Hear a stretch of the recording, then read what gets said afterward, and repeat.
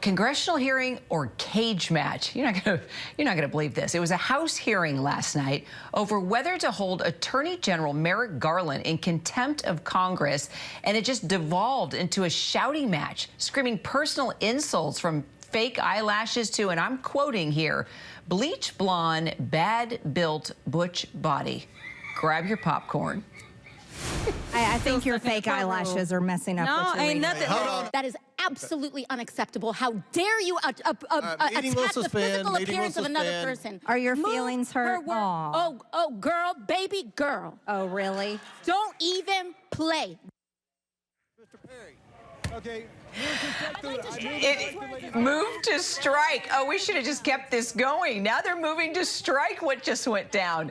Marjorie Taylor Greene's comments obviously derailed things for more than an hour, but she wasn't the only one weighing in, by the way. And then Chairman James Comer repeatedly trying and failing to maintain order. Our Jay O'Brien on Capitol Hill. Jay, sometimes it's just really hard to have a straight face when setting up a story like this. I mean, I knew things get pretty, bad in Congress, but this was something else.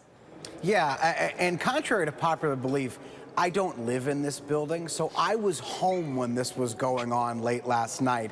And a colleague of mine, our House producer, Lauren Peller, who had volunteered to watch these proceedings late into the evening, called me and said, "You have to turn on the feed of this hearing. They are shouting at each other." We expected that this was going to be somewhat tame because it was a foregone conclusion that this committee was going to move to hold the Attorney General in contempt for not turning over an audio recording of an interview that President Biden did with the special counsel investigating his holding on to classified documents. But we didn't expect this. It was late at night. They were shouting at each other. That Marjorie Taylor Greene comment about the eyelashes waylaid things for an hour while lawmakers shouted at each other at times and then tried to figure out how to procedurally respond.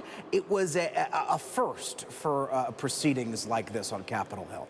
And just looking at James Raskin is hilarious, his reaction. But, Jasmine Crockett and, going back, it's just too much. I mean, lawmakers, even like Senator John Fetterman, already tweeting saying that this tops Jerry Springer. And then, Raskin actually came forward and gave an interview that's appeared on a couple other networks that they were drunk. I mean, what do you know, Jay? So I think you take that with a bit of a grain of salt. I think what Raskin was referring to was an allegation that was made by a Republican in that chamber. When tensions were running high, one Republican from the dais, Anna Paulina Luna, goes, "And there are members in here drinking." And it was unclear what she was referring to. But I've talked to sources who were in the room who say that that allegation is unfounded and appears to have been made in the heat of the moment. I talked to one source who went so far as to take a water bottle out of the trash and sniff it to make sure it didn't have alcohol in it, and this source confirms it did not have alcohol in it. So again, take those comments with a grain of salt, but what happened last night is really reverberating across Capitol Hill, with largely every single Republican I've talked to saying that what happened last night is the exact opposite of what you want to see in the House. I think we have this sound. Here's Speaker Mike Johnson weighing in on what he saw. It was not a good look for Congress, and we all, I think, need to control the emotions better and get the job done. Control the emotions better and get the job done. I've heard from Republicans across the board who say they're going to try to move on from what happened last night. Well, Mike Johnson is a very religious person. I think he needs to bring everybody together in a prayer circle and really figure this out. Jay O'Brien, what a way to wrap up a Friday. Okay. Thank you, Jay. Appreciate it.